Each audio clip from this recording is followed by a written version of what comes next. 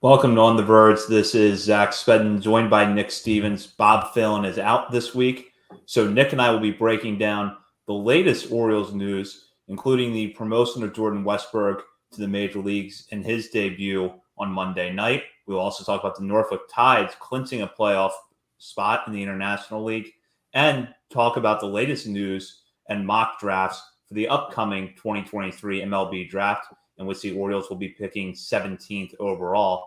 Before we get into that, though, we're going to welcome a new member of our Patreon community, as we do at the top of every episode. And for that, I'll turn it over to Nick. Yeah, sorry, Bob, but I got the easy name this week for this one. We do have one new patron, Bill Evans. So thank you to Bill for signing up. Bill signed up at our AA level, which is $5 a month, and he signed up for the year, so he gets a little discount as well. Check out the Patreon and all the perks you can get by signing up there. You also get 7-day free trial is still going on when you sign up, so you can check it out. If you like it, stick around, and if not, no hard feelings. It's good to see our Patreon community continue to grow. And with that, we'll dive into the big news of the week, which is that Jordan Westburg, after a successful start, really a successful year plus down at AAA Norfolk, was finally promoted to the major leagues. He made his debut on Monday night in the Orioles' 10-3 win over the Cincinnati Reds.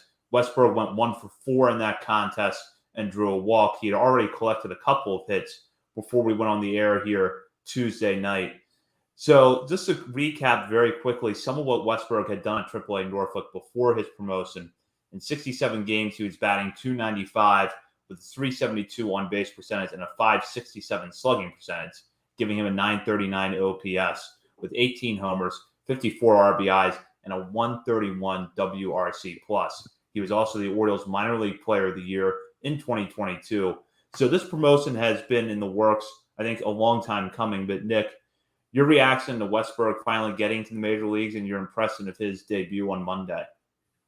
I love nothing more than watching these guys reach the major leagues, especially now that we're entering this range of, we started this podcast in February of 2020. So those guys in the 2020 draft class, they entered right as we began our own journey here. So it's cool to see we've now followed these guys from day one in the organization to now being in the major leagues. All just the Twitter videos, the hype before the game, the shots of the family. That's what does it for me. I mean, it's pouring down raining, and you saw everybody just scatter. I know you were there, right? You got to see it live, but I was watching dry at my house.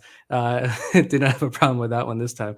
But you see everybody scatter, and it's like, oh man, everybody's just leaving. Westbrook's going to come up to bat. You see his family out there braving it, and he works the walk. And I believe he was down 0-2 in that count too, in that at bat, and then works the walk. And you just see his wife start crying, and it's just like, oh, that's awesome. I love this for him, his family, and like you say, he's got 2 hits already tonight as we're recording. Probably might have more here before we're even done. So it's good to see him finally up in the majors. I mean, the numbers spoke for themselves. He had over the course of his career. I lost the numbers here. There you go. 317 games in the minor leagues, 60 home runs, 877 career OPS down there, 81 doubles. I mean, even 35 stolen bases. Almost had a stolen base last night as well. He's definitely earned this, and I think as we've all kind of noticed, he's wearing number 11. He got all the flowers there last night as an official intro as a Baltimore Orioles. So he's definitely he's not going anywhere. He's going to be on this roster for the long haul now, which is a good thing. I was at the game, and I would like to take credit for not scattering when it started to rain in the middle of his first at bat. However, my seat is partially undercover, so it's not like I sat there and let myself get drenched. But in all seriousness, going back to Westburg, he absolutely deserved this. He has been mashing the ball at AAA for over a year now, and it feels like he is one of those guys that has sort of answered the challenge with every level. We've seen him get into a few slumps in the last couple of years, although it really was not the case this year. We've seen him get into slumps, work his way out of them. We've seen him make adjustments to the level and make adjustments against more experienced pitching. And while I don't think every game is going to be as easy for him as tonight is going, or even as Monday night was, he has shown before that he's capable of moving past that, being able to get his way out of a slump and be successful. Yeah, I mean, just you look at last year when he split the year between AA and AAA, and he hit 27 total home runs between the two levels, but he struck out over 27% of the time in Double A, gets promoted to Triple A, and in 413 plate appearances, his strikeout rate dropped from 27% down to just under 22%. He hit 273, so he raised his batting average almost 30 points between Double A and Triple A. 129 WRC plus with the Tides last year, and this year he had the same number of home runs in Triple A this year, 18, as he did last year in Triple A, and 112 fewer plate appearances. I mean, this is a guy on a mission. The walks were pretty much the same. Strikeout rate, pretty much the same, only around 21%. He was on a mission to prove that he belonged in the major leagues, and he's more than earned this promotion. I think what gets lost is, I know in the conversations we had about Westberg up to this point this season, and maybe even into the offseason a little bit as well, but like, we're very pro Joey Ortiz podcast. And it's like, I feel like it's kind of like, oh, Westberg's just going to get traded. I'm pretty sure my comment on the show was I'd probably put money on Westberg making his debut with another organization and being traded. I think it just made a lot of sense, but that doesn't mean I wanted Westberg to be traded. I think we're all pretty big fans of him, and he's doing exactly what we watched him do in the minor leagues, and now he's doing it at the major leagues already. So. And to talk about some of the off-field stuff for a moment, we've had Tim Dejan on this show multiple times, and Nick, you actually shared a clip from Tim's first appearance on Twitter yesterday. Him talking about sort of the competition, the friendly rivalry that developed between Gunnar Henderson and Jordan Westberg back in really when Westberg first got into the organization. And we've had multiple teammates of Westberg come on this show to talk about what a good clubhouse presence he is. And that gives you the confidence that he's going to come right into a winning team with a good mix of veterans and young players and add to the positivity in the clubhouse. Yeah, I went back and listened to that whole interview again, that whole segment he was talking about Jordan Westberg specifically, just because I've never heard any coach or teammate give the praise for anyone in this organization, as much praise as Tim DeJong gave to Jordan Westberg, because also, not in the clip I reshared, but for anyone who remembers that episode or go back and listen to it, he also said, like, if Tim DeJong said if he has a son one day, he hopes that he's like Jordan Westberg. I mean, that's extreme praise for the character of Jordan Westberg right there. And he has really good stories about the competition between Westberg and Gunnar.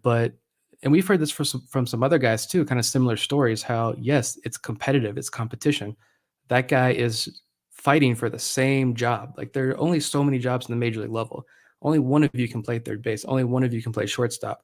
But they're not out to like sabotage each other. They're pushing each other every single day. They're legitimate friends on and off the field. And it's good. And we're seeing that, as cliche as it is, the competition makes everybody better. It truly has with these two guys. And the self-proclaimed man, he gave himself the nickname, Mr. Fundamental, as Tim DeJong said. We get the chance to see that now. So I'm happy for him. I'm happy. It took longer than expected, but I don't think any of that matters anymore. He's on the major league level right now, and he's showing out so far with 3 hits in less than 2 games already. This comment here from Vivek, and this actually is a good segue to the point I was just about to bring up, which is Vivek noting here he finds a lot of similarities in Jordan Westberg and Ramon Urias, which is a good problem.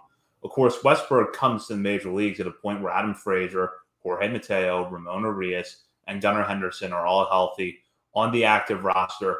And while we've seen ups and downs with those players over the course of this year, it feels like they kind of have their clearly defined roles on this team. With that said, it seems obvious that the Orioles are not bringing Westberg up with the intention of sitting him on the bench 5 nights a week. So, Nick, how do you see them handling the infield situation with Westberg in the mix now, but still having Urias, Mateo, Frazier, and Henderson in the picture?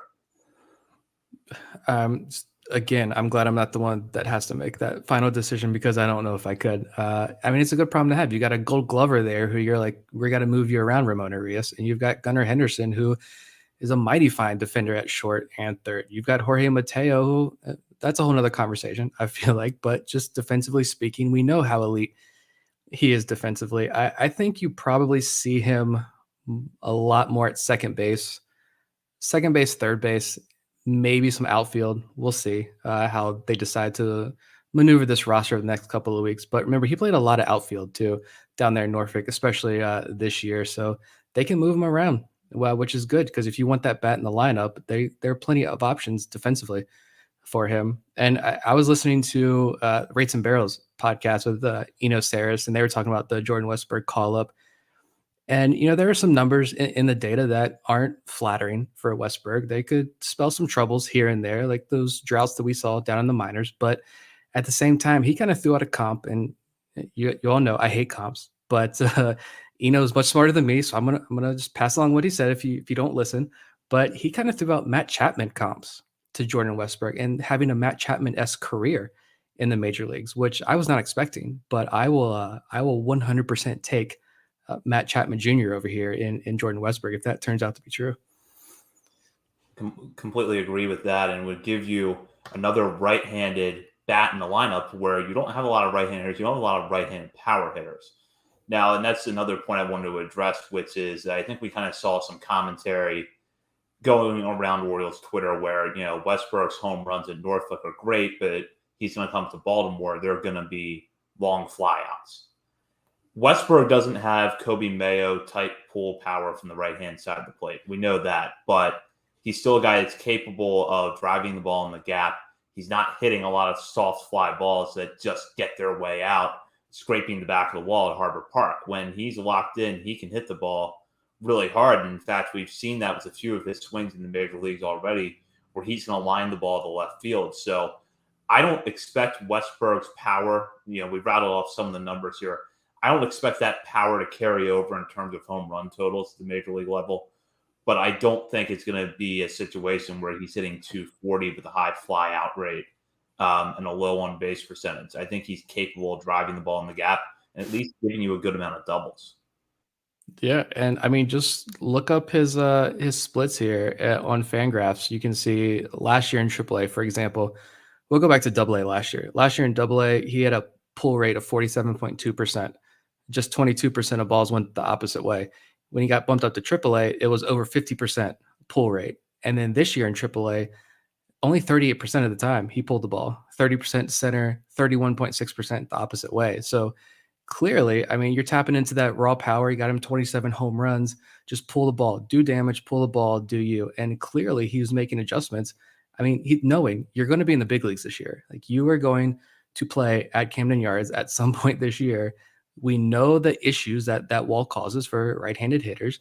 I think it does cause issues for a lot of guys. Look at Ryan Mountcastle. We know that. But I also think to an extent it gets exaggerated just a little bit. I think everybody just wanting to trade every right-handed hitting prospect in the organization.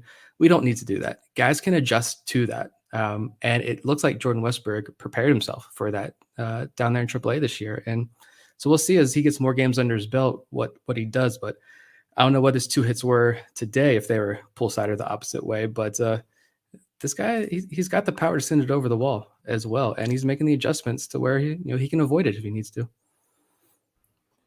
Yeah, that's a good point, bringing up his splits, because if you wanted to look at something where there was a clear check mark for him to go back to AAA, get better at something, one of them probably would have been the versatility, mixing in the outfield a little bit more. He did that. And the other one was probably not pulling the ball as much. It can be tempting to pull it, especially when you're Westberg, and we've seen how hard he can hit the ball when he's locked in. But being able to go the other way a little bit more and show you can do that consistently, I wonder how much of a point of emphasis that was for him down in Norfolk. Probably, obviously, I think just based on that extreme change in numbers there, I think it was a pretty major emphasis, but a challenge he mastered. And I mean, going back to what Eno said about him too, like he's kind of projecting this, guy who's, you see the strikeout rates where I mentioned how much they improved down there in AAA this year, down to 21%. And they're kind of guessing here. You're probably looking at about a 26% strikeout guy in the major leagues. But if he can keep that walk rate just close to 10%, and he's going to give you close to 20 home runs across the full season, he's going to give you we already saw the defense. They always had a spectacular play of the year double play down there with Jorge Mateo. You already seen the flashes of the defense. I think you put all that together. I'm not worried about the strikeouts as much. just avoid those long slumps now that you're up here in the major leagues. And I think Jordan Westburg is going to be mighty fine up here. And Westbrook, with his promotion to the major leagues, leaves behind a Norfolk Tides roster that rolled through the International League in the first half of the season and has already clinched a playoff spot. AAA levels this year are going with the first and second half models for their postseason. So Norfolk, in a league with no divisions, had the best record overall in the first half of the International League. So they will play a 3-game International League Championship Series in September. The Tides finished the first half at 48-26 with a run differential of plus 106. 454 runs scored compared to just 348 allowed.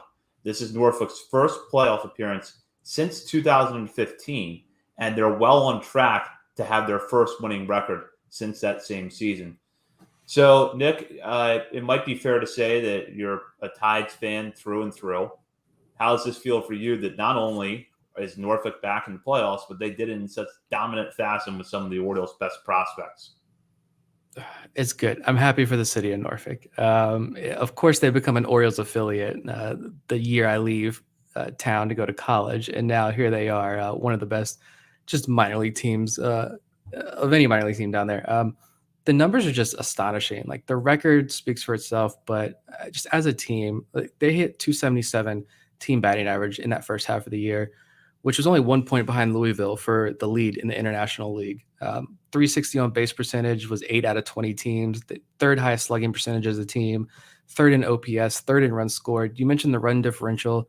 Like second place in the best run differential in the International League was St. Paul at plus 55. So Norfolk had almost double that, which is just massive. And it's not all just the hitting. Yeah, there are a ton of good hitting prospects, but the pitching also performed extremely well. Norfolk has the second lowest team ERA in the International League.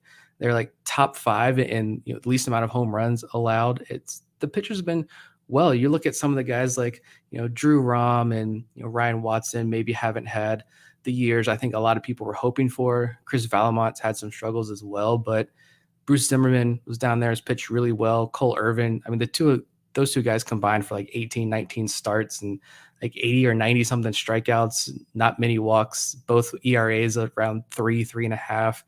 So they contributed well. And the bullpen down there in Norfolk is what I think stood out. And we talked a lot about those guys the other week, like the Edward Pizzardos, Nick Vespi doing Nick Vespi things. Reed Garrett, when he was in the organization, pitched very well. Darwinzon Hernandez, if he doesn't stick in the majors, clearly he might have a future career in MMA or something, based on the other day with old friend Patrick Dorian down there in Nashville. But this Norfolk team was rocking and rolling, and it's not just the top prospects. There's a lot of, like we've talked about before, just good quality depth options that, in case of emergency, the Orioles have good options to pick from. Yeah, it felt a lot of ways coming into the season like Norfolk had the perfect AAA roster.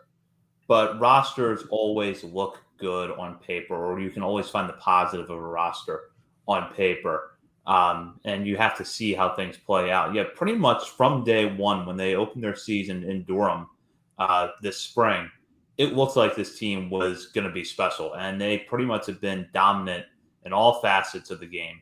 You talked about the bullpen, which has seen a lot of production. And the lineup, even when you take Jordan Westburg out of there now, you still have Colton Cowser. You still have Joey Ortiz.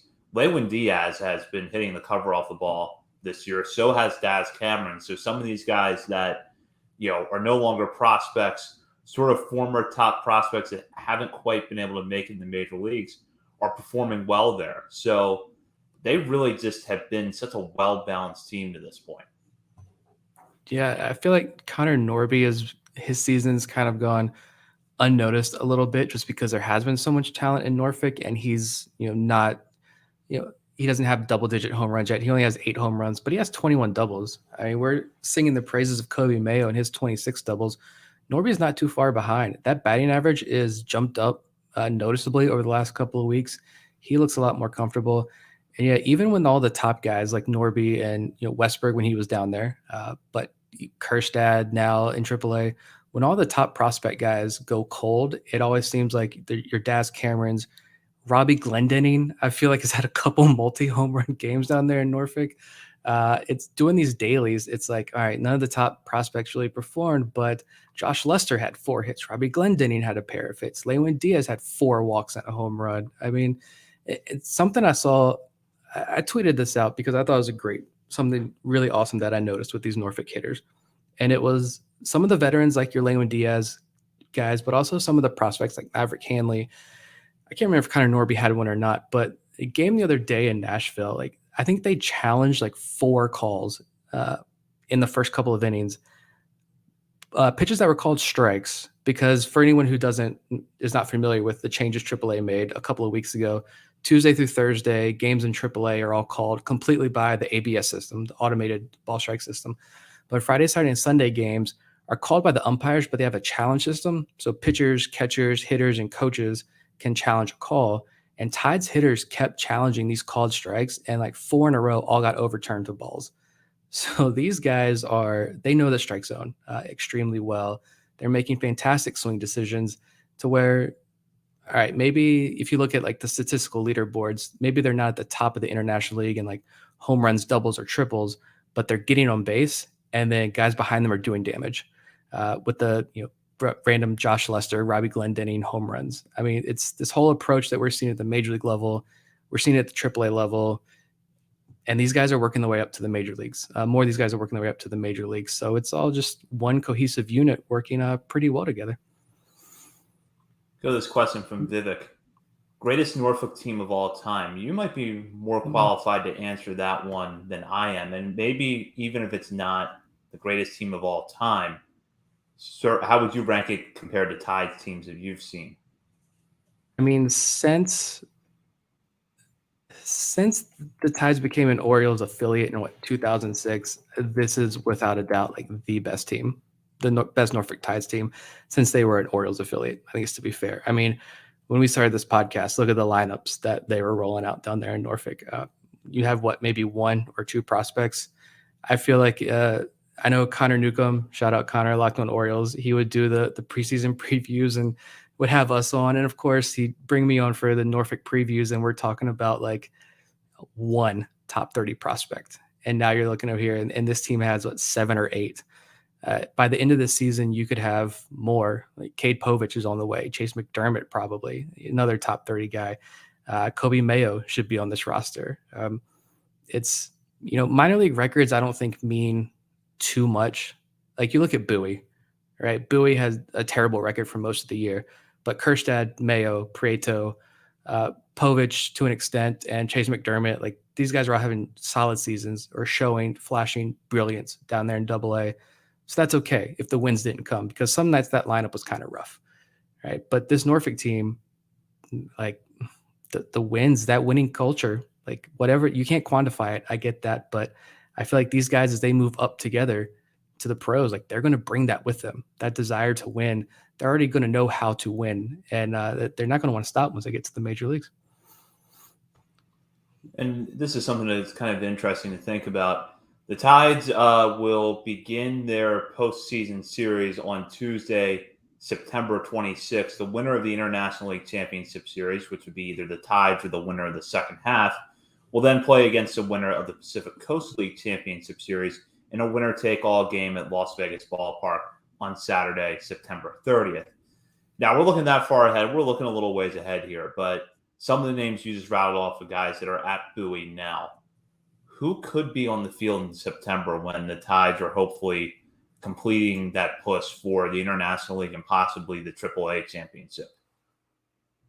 Well, first of all, I was able to find it here. The best season that the Tides have actually ever had was 1995. They went 86 and 56. 1975 they were 86 and 55, so that was a little bit better there. So they're at 48 wins now. So we'll see if they can eclipse that. But yeah, I don't know if Kerstad is going to be around for that playoff push. I kind of hope not. But I mean, you look at this Bowie roster, and there are going to be some bullpen guys that replace some of the veterans that leave. I think guys like Keegan Gillis could be up there in AAA. Chase McDermott and Cade Povich, like I just mentioned, you hope they're up there in AAA. Carlos Tavera, hopefully. Maybe he's turning a corner with these last outing he had. We'll see. But Guys like Kobe Mayo is definitely going to be on that Norfolk roster. I think you could even see a guy like Judd Fabian because AAA's schedule runs a little bit longer, and now you're going to have that extra playoff series. If Fabian continues to do well in Bowie, I could see him being added to that Norfolk playoff roster as well. Where would John Rhodes fit in this for you? Because Rhodes, it feels like he's been one of those guys we've been talking about for a while. Is if he can just stay healthy, have a consistent stretch of at bats, and really put the raw tools together, he can make things interesting. We've seen him make a lot of highlight reel plays in right field for Bowie lately, and the bat seems to be ticking upward a little bit. So, do you think he's in that conversation? Yeah, I mean, you have to imagine Colton Cowser gets called up to the big leagues. You hope that's the case. And if Kerstad is up there as well, depending on how many trades or what the roster looks like in the next couple of weeks, you could see a role. You see Das Cameron probably out there, John Rhodes, maybe as your like a utility type guy. I mean, they could also have Kyle Stowers too. I keep forgetting Kyle Stowers is still in this organization. So like we'll see. They're gonna have a deep outfield. This lineup I could see, an infield of Cesar Prieto. Connor Norby is probably still going to be down there in AAA right now, but Lewin Diaz, maybe get a scrappy Greg Cullen back on the infield by the end of the year. I could definitely see this team taking home the AAA championship this year. Go to a question here from Wyatt, since you were just talking about the outfield situation a little bit. Has Aaron Hicks begun his return to earth? Seems like Colton Cowser just needs Hicks to return to normal before getting promoted. I don't know that Hicks has returned to earth necessarily. He's still doing some pretty good things, even if it's not at that dominant level that he was for the Orioles over the first week or so. But Nick, what do you think of that? What would have to happen for Cowser to get to the majors? I was thinking about that earlier, and because clearly Cowser's the next guy to get the call up. I know we've gotten some questions about, could Kerstad leap Cowser to be the next guy to get promoted? I don't think so, just because I think when Cedric Mullins went down, it seems pretty clear and obvious now, based on some quotes and just looking at what Cowser's done this year, that Cowser was going to be the replacement for Cedric Mullins while Mullins is on the IL. But unfortunately, that's when Cowser was also hurt. I mean, now, like, I think somebody's going to have to be moved. I mean, Cowser does have that advantage to where he can play center field. And so we know, like, if Ryan McKenna is really, really struggling and the Orioles just say, we can't do this anymore with McKenna, then Cowser can move up and get that spot. We know that was the issue with Kyle Stowers. They're not going to get rid of McKenna to bring up Kyle Stowers because Stowers really can't play center field.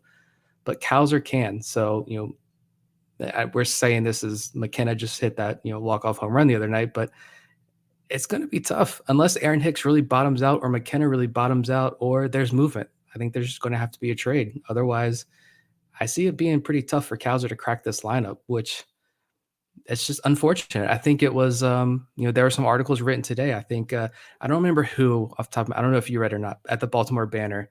Might have been the new guy, Kyle, can't remember his last name. Yeah, Kyle Goon. I think maybe he wrote the article, but I mean, there was discussion in a lot of articles today talking about this Jordan Westburg call up and how it took so long, where it's just like, I mean, that's the price that a lot of these guys are unfortunately going to have to pay because the major league team is performing so well. There's really not a whole lot of spots. Yeah, and that's what happens. And this is something I think we've all had to adjust to as Orioles fans, because it's been a long time. I don't know that it's been in my lifetime where you've had a major league club that was winning, but you had to sometimes look at the AAA roster and think, well, could that guy actually be better than this guy? Could Colton Cowser be better over the last 3 months of the season than Aaron Hicks? Could Jordan Westburg be better than Adam Frazier? Because most years when the Orioles are good, it's mainly 4A guys populating the AAA roster. And when they've been bad, it's really just a matter of, do you want to bring someone up and have them struggle and just let them develop? And that was what I think you had seen in the more recent years under the Mike Elias regime, was you could bring someone up and work with them a little bit, see what they could contribute, because you were losing. You could bring Jahmai Jones up late in the 2021 season because you were already one of the worst teams in baseball. And if he struggled, it's not going to set you back. But now you have to bring that into the calculus of, what if someone does come up and they're worse than the player they replace? Yeah, I think the conversation is easier if we're talking about an infielder. you could see situations there where some things get shuffled around, but the outfield, I don't know. I mean, you're thinking like extreme here. Like unless they're just like Ryan Mountcastle is gone and Santander moves to first base, that could open up a spot. That's not going to happen. Like Ryan Mountcastle right now is not going anywhere.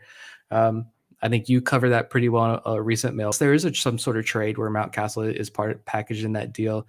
I could see Mountcastle being the first baseman here in Baltimore at least for the next season and a half or so. So I mean that's not an option. But I mean other than that, like I don't really see unless Hayes or Santander is packaged. But I know those are two names that Orioles fans like to throw out so easily to trade. But it's like you don't need to move these guys right now. This outfield is playing extremely well. I just don't see any purpose. I'm not going to sit here and root for Aaron Hicks to fail. I'm not going to root for Ryan McKenna to fail. I want them to succeed.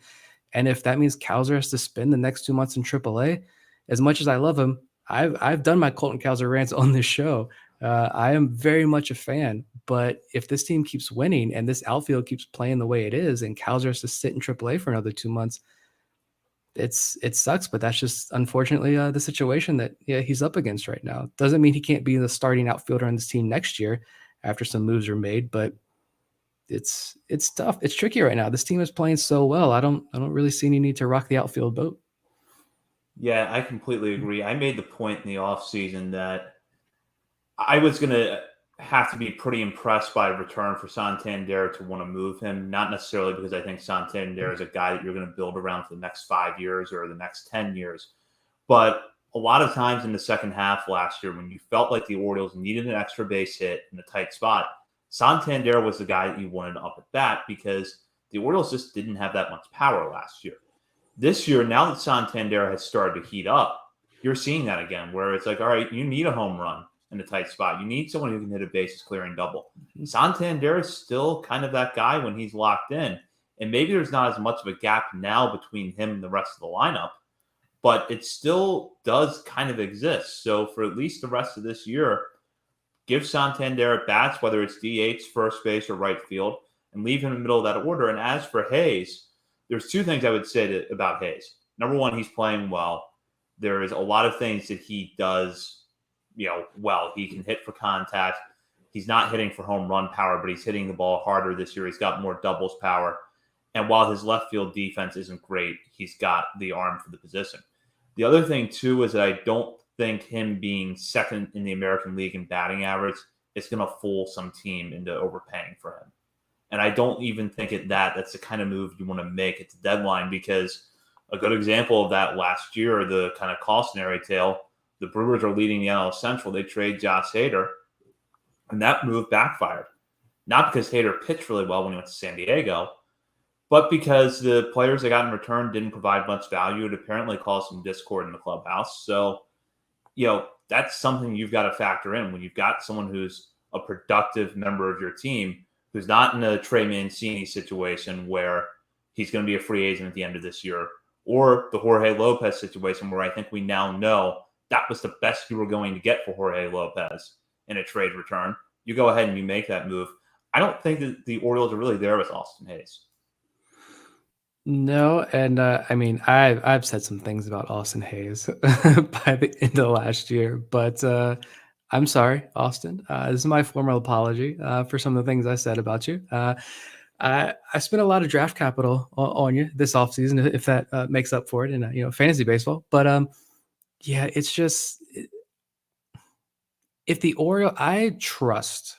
I know you shouldn't say this. I'm not going to say this on Twitter. You get roasted for it, but I trust that this organization, they will bring up a guy. If they believe that Colton Cowser is going to make this outfield better, they will bring him up. But if they do not think that he is going to be a good fit right now, and McKenna gives you a better option for whatever reason, or Hicks gives you that better option for whatever reason, they're going to stick with those veterans. I know a lot of people don't like it. They don't like the way some of these lineups look, but I mean, this team is one of the best teams in baseball. And I just, again, I don't see any reason to shake anything up right now, unless Colton Cowser could eventually force the issue. And like I said, McKenna or Hicks could bottom out completely. That could happen, or there could be a trade. But until then, it's going to be tough. So you just mentioned your Colton Cowser rant a few minutes ago, and before we, as we were getting ready for our show this week, you told Bob and I that you had a similar rant prepared about Joey Yeah. Ortiz. So I think now is the perfect time to let you take it away. Yeah, just I don't even want to call it like a rant. Just I have a very strong take about this Joey Ortiz situation because we're talking about Norfolk Westberg call up. It's a good place to end all that conversation here. But like Joey Ortiz with Westberg's call up, there's been a lot of comments, questions, discussion, all valid, 100% valid. And I'm not attacking anybody. I'm not calling anybody out. It's been a lot of different people, and they're all very valid questions and concerns. Is the last couple of days or last couple of weeks and how the Orioles have handled Joey Ortiz indicative of how they view Ortiz as a prospect in this system?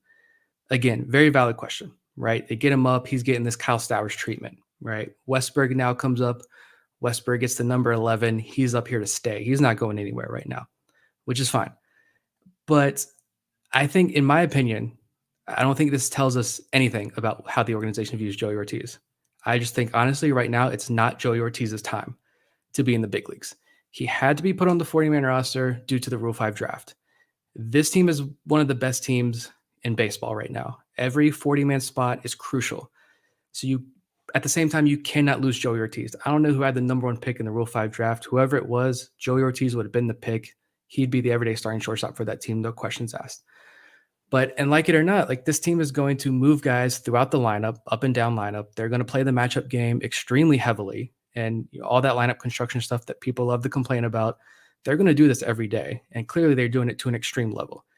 And if Joey Ortiz is on the 40-man roster and has the ability to be moved between AAA and Baltimore, they're going to do that as well. I think it's 5 is the limit that you got before you got to go on waivers. He's not there yet. So they're going to take advantage of that as well. But it doesn't mean that they're down on Ortiz or don't think that he can be an everyday player. And I'm trying to remove as much of my bias here as I possibly can and just give my honest take on who Joey Ortiz is as a player, looking at the data, looking at his growth and development in the system, and knowing how pretty important people in this organization view him. Like, go back to 2019, Joey Ortiz was drafted out of New Mexico, very little hype about the bat. And it's easy to discredit really any offensive production from these New Mexico college hitters because they play at that extreme elevation. But it was a lot more than that. It was people generally just did not like his bat, which is fine. Glove first shortstop. There are a million of these guys. Joey Ortiz is another one, right? Play short season ball in 2019 after getting drafted, which is a brand new regime in charge. I don't think I could join that call because internet issues at the beach, but you guys talked to Johnny Reiser on this show and about what it was like in 2019 and how, the Michael Ice regime, the player development system we see now, that was not in place in 2019. So that's the organization that Joey Ortiz came into that season in short season ball. Then 2020 comes, can't play because there's no minor league season. 2021 comes around, he's in high A, hitting for a high average. It's like, whoa, he's got a hit tool now, right? Could this be something? No power, though. Gets promoted to Double A Bowie, the power surge. He had like 4 or 5 home runs in only a couple of games. Then he tears his labrum, and he's out for the entire year. Pretty much, 75, 80% of the 2021 season, that gets wiped out. 2022 now comes around. Last season, he is coming off a torn labrum. He has virtually very little pro experience at this point, and he's in AAA. So, of course, it took him a long time to get in a rhythm and become the Joey Ortiz that we've watched over the last couple of months. That was expected, I think, of him.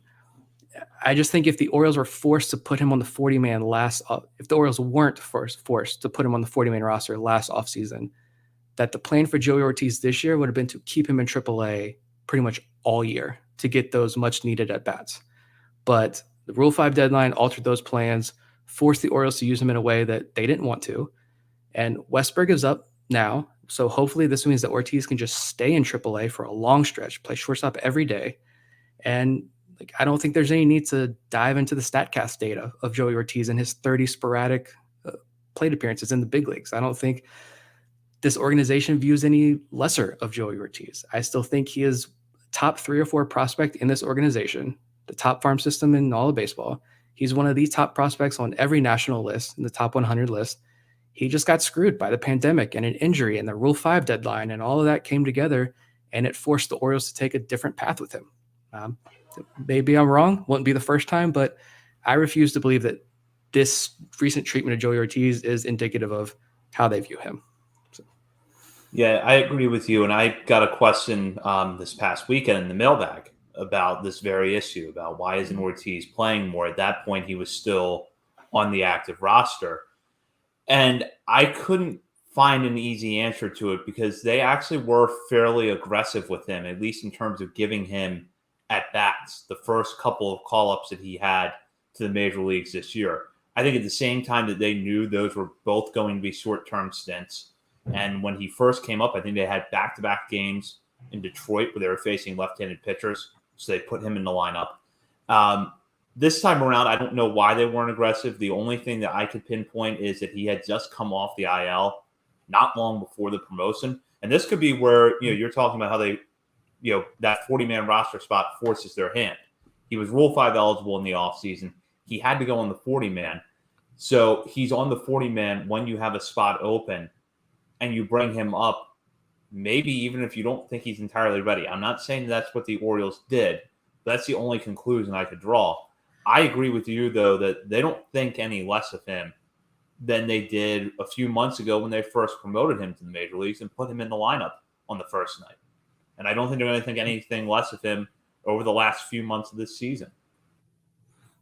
No, I mean, if there's one thing, like, you can question a lot of things about how this organization operates, right? You should question a lot of the ways this organization operates. You should question everything. Never be complacent with anything. But one thing that I have a really hard time questioning is the player development process that's in place, like that framework that this organization has put into place to create this pipeline that we're seeing. It's working. I mean, we talk about this all the time. Gunnar Henderson now today was not the Gunnar Henderson that we knew 3 years ago, 2 years ago.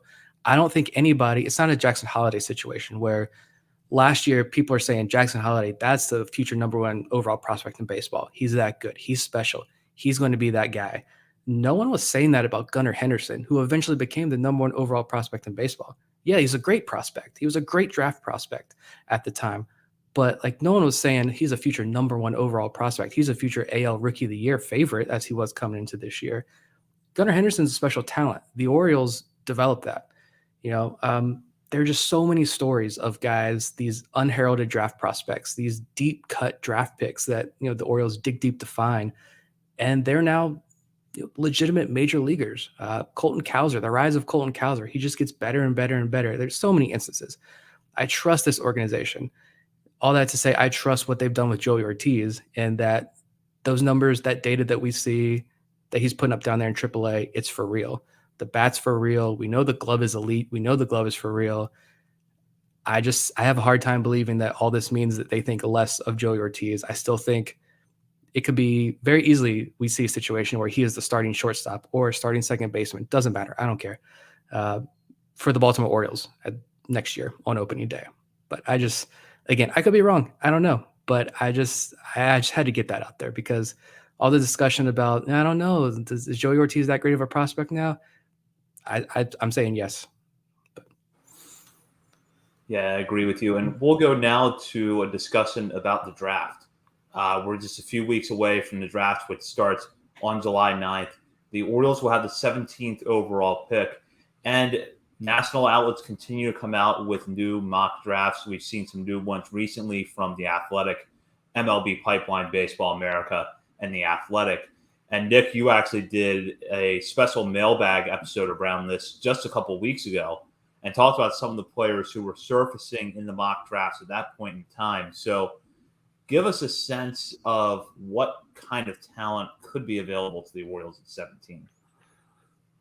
I think there's still going to be a lot of really interesting players here. I think this is going to be even more fun this year to follow along as this draft unfolds, especially as the first round, that draft board starts to fall. I'm very excited to see who ends up falling to the Orioles, because it's not 1-1. I get that. So I know a lot of people are tuning out this year in terms of the draft. I get it. It's the MLB draft. You get selected, you don't see these guys for 3-4 years. They reach the major leagues. It's not like the NBA where you're drafted and you're now the starting point guard for the Chicago Bulls or whatever. Or if you're the Wizards, doesn't matter what position you are. You're the starter. You're the franchise player now.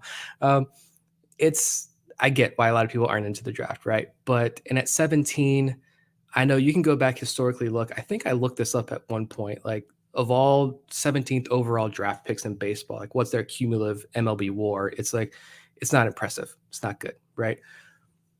History is not on the side as you move further down the draft. I get that, but I think this draft is pretty deep in terms of if they want to go the college route, you're going to have guys like your Braden Taylors from TCU, who I'm sure we'll talk about here, guys like Chase Davis out in Arizona, a lot of really intriguing college bats, guys that are certainly going to fit this Orioles model.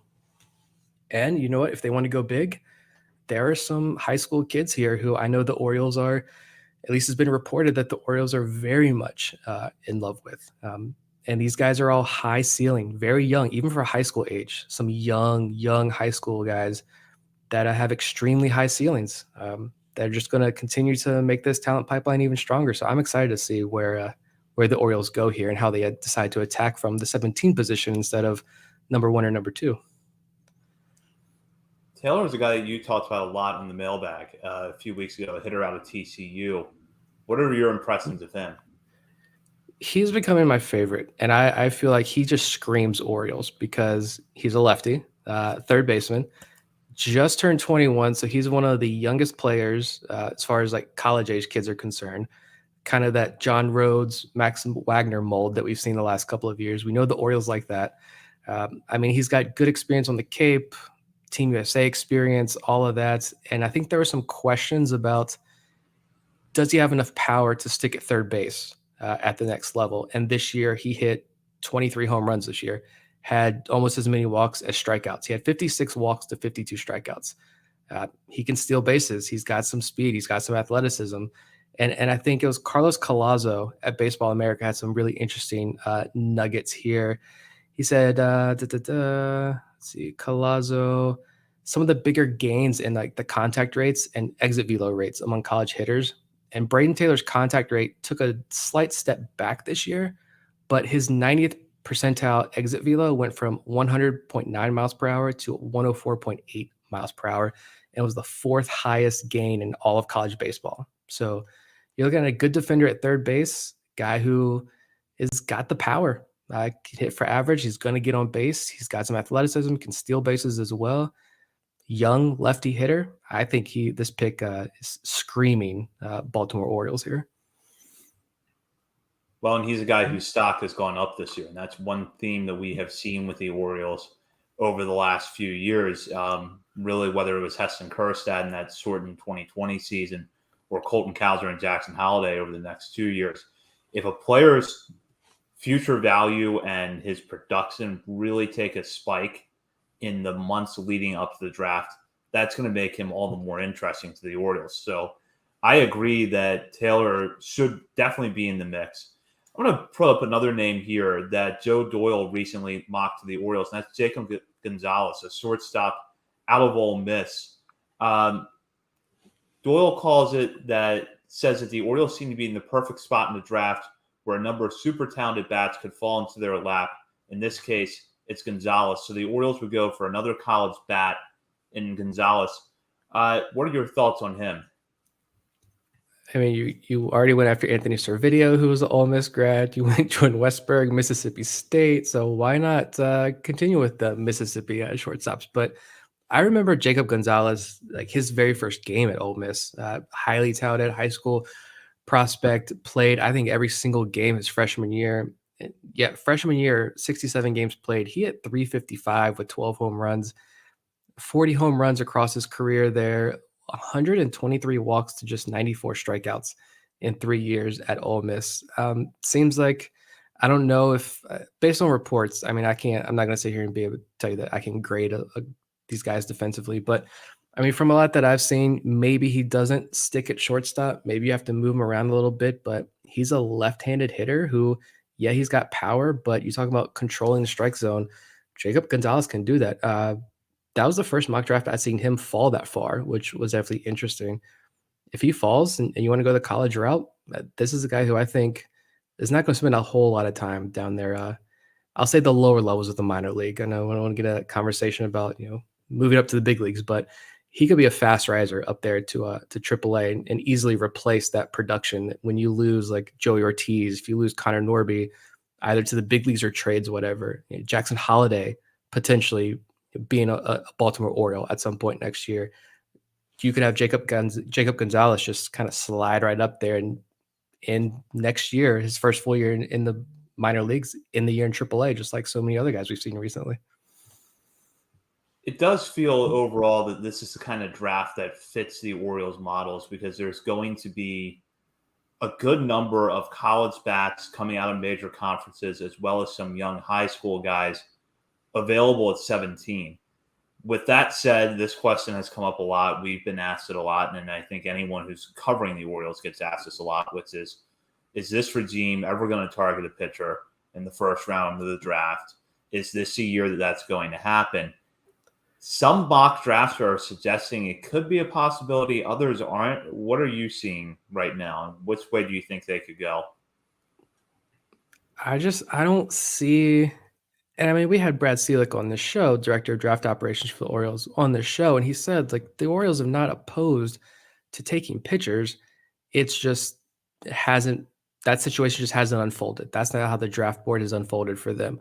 I think earlier on you're definitely targeting hitters, but last year I think they went more risky in the draft, which was exciting to see. And so I think if a pitcher is there, they would take it. Like Hurston Waldrep out of Florida is a guy who had a big College World Series there, or a big postseason run there down there for Florida.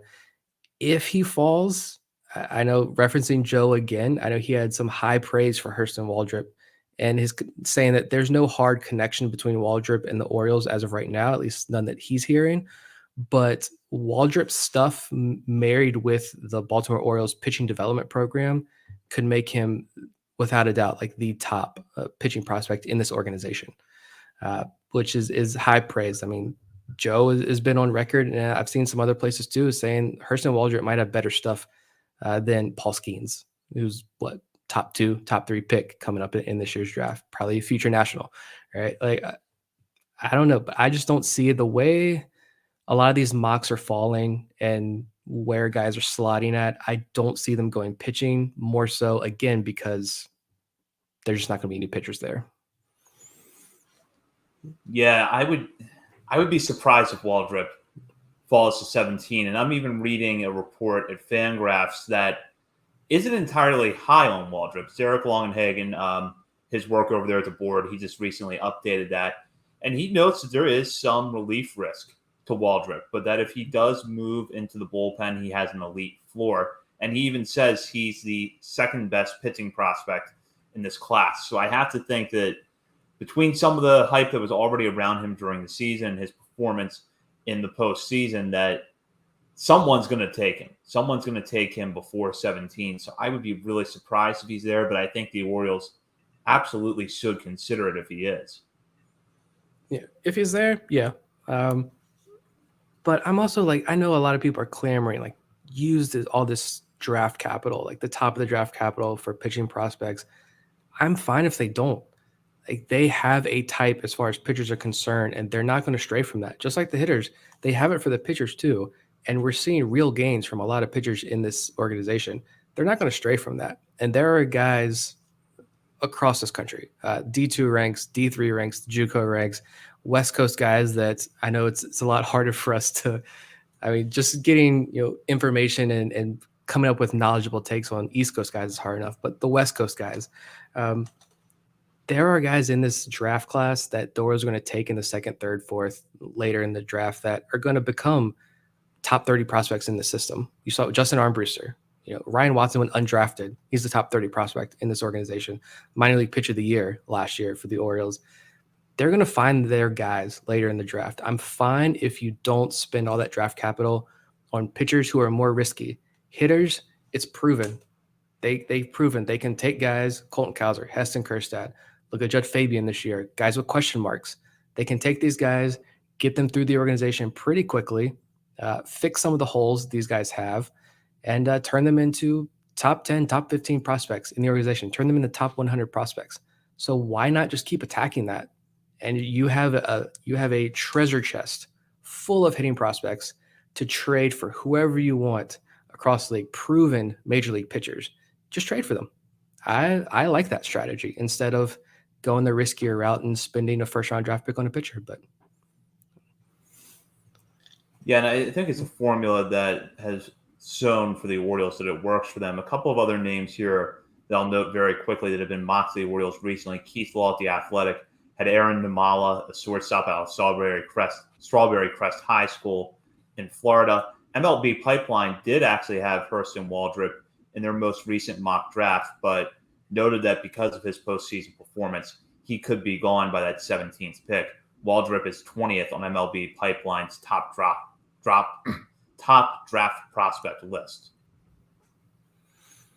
yeah, and I'm scrolling through my list here again. Definitely, if you didn't listen to the episode that I put out the other Saturday, go check that out as well. But I also like Chase Davis a whole lot out of Arizona, outfielder, again, lefty, just hit 21 home runs this year at Arizona. He's also just 21 years old, 1231 OPS, more walks and strikeouts. He's maintained like a 15 to 16% walk rate the last 2 years in college, but saw his strikeout rate drop from 23% down to 14% this year. 90th percentile exit velos of 110.6 miles per hour. And again, quoting Joe Doyle here, he said Davis entered 2023 with major questions about his hit tool, but saw his contact rate spike by 10% this year while maintaining that really good walk rate and cutting down on the strikeout rate. I think that's a guy again who fits the Orioles model, and Chase Davis seems like also fits that mold of late riser, gaining a lot of helium the closer we get to draft day. Could be a pick. I kind of said it may not be a real sexy pick from like the national perspective. I could see like MLB Network being like, all right, it's a good pick, like maybe a little bit of a reach, blah, blah, blah. He's got some skills, he's got some tools. But then 2 years from now, we're looking back and saying, oh, wow, like Orioles nailed that pick with Chase Davis. I could see that situation playing out there if he's the pick. We'll probably have a little bit more draft coverage for you next week because that's going to be our last new episode before the draft, which will begin on July 9th. And with that, we'll go into our final segment where we shout out players for their performances, their players outside of their top 30 for their performances, whether it's been a good week or a good game or just something interesting in their stat line that we want to note. And we did get a submission from Bob, even though he cannot be here tonight, and we'll talk about those guys in a second. But I'll let Nick start off because he's got a hitter and a pitcher, and the pitcher is a guy that I think we should have on our radar a little bit more. Yeah, I'll start with the hitters first. I actually wanted to go down to the DSL and talk about Fernando Peguero, a switch hitting shortstop prospect who, after today's game, I think he has back-to-back 4-hit games. After today's game, 17 games in the DSL, he's hitting 379, just 447 on base percentage. I see his name every single day at the top of the box score there in the DSL. But I want to go to Trendon Craig as my guy down in Delmarva. Craig went 6 for 14 last week, so 429 average, hit 2 doubles, 5 RBI. He's now hitting, or he was hitting 304 back on April 17th. He went on the IL. He's missed almost 2 months of the season, just came back June 9th. So almost a 2-month absence. Since he's returned, he's hitting 370 this month with a 434 on base percentage, 1086 OPS, 5 doubles, a triple, 2 home runs, and he's even a perfect 6 for 6 in stolen base attempts. So I just see a situation here where, we've talked about this before. He's a 20th round draft pick out of the JUCO ranks, same JUCO as Cedric Mullins, I believe they both went to. He's got the Matt Blood public praise treatment. I think it was that article in The Athletic at the beginning of last season as a guy to watch in this system. So we've said he's a bit of a project pick, but maybe it's finally starting to break through a little bit. And I think if you look at Aberdeen's roster, it's got Dylan Beavers, Isaac Bologna, and Douglas Hodo in the outfield right now. So there are plenty of at-bats to go around if the Orioles want to promote him to Aberdeen next Monday. They should go ahead and do that. Aberdeen's the only team that's off next Monday, so good time to promote him if he has another good week here. But the pitcher, I probably just did him last week or 2 weeks ago. We should probably keep track of who we do throughout the year, but that's okay because we need to mention him. Like you said, Cooper Chandler down there in Aberdeen. I wanted to bring him up because John Milley just wrote about him over at the Baltimore Banner. And this week, Chandler tossed four no hit innings, 1 walk, 7 strikeouts. Now Chandler, 44 innings on the year with the Ironbirds, 2.82 ERA, 1.16 WHIP, 49 strikeouts. And Milley had some great quotes from Austin Miney, the pitching coach down there in Aberdeen. And Miney says Cooper added a cutter this season. The cutter's been a great pitch for him that's in between his heater and his sweeper. 2 pitches for him where he's got some good velo. To complement a mid-90s fastball, he's got a really good sweeper that he can get up into the mid-80s. And when his cutter is on, he gets that close to 90 miles per hour as well. He's got 3 really, really good weapons that he can attack hitters with, and Cooper's very dialed in with his routine. So I don't know. This could be a nice little pop-up pitching prospect here for the Orioles. I'll go to Bob's picks now, and Bob had 1 hitter and 2 pitchers this week. I'll start with the pitchers because great news, Kyle Brnovich is back. He made his first appearance in a game since undergoing Tommy John surgery last year. It was a rehab outing down in the FCL where he faced the Red Sox and threw 2 no-hit innings with no walks and a strikeout. That was his first appearance since early in the 2022 season. Brnovich was a guy who at one point we had in our top 30 for this organization. Not someone who throws hard, but he's got very good command, and he has a knuckle curveball that when it's on is a true out pitch and could be the difference between him projecting as a reliever or a possible mid to back end starter long term. For the short term, though, it's great to see him back on the mound, and we look forward to watching him work his way up in rehab assignments this year and hopefully be at AAA Norfolk when they are in the postseason later this year. Bob also wanted to shout out Anthony Murillo, who had a good outing for the Orioles on June 23rd against the Pirates, an inning of relief work with a walk and 2 strikeouts. And then Bob's hitter was Billy Cook. Since May 3rd, Cook has batted .325 to .938 OPS, a 151 WRC plus, and a .236 ISO at Bowie. And also another thing to note is that Cook brings a ton of speed and a lot of versatility. He can play all outfield spots plus second base. So Cook really settling in at Bowie, and he's one of those guys that when he's out there having a good night on the field, he's just a really dynamic player. I don't know how else to put it.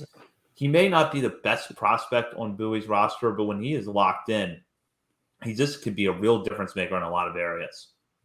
Yeah, didn't he have he had 4 home run game last year down in Delmarva? I mean, this guy you look at the splits, he's got the funky batting stance as well. How tall is he? I have to go back and look here. I got it all mixed up. He's only 6'1". I thought he was like 6'5". Never mind. He's a bit of a awkward player at the plate, but he could play center field. He's got the arm to play outfield. He's got a number of outfield assists, gunning guys down at the plate. He plays first base as well. I'm pretty sure he's played just about every position except catcher up to this point.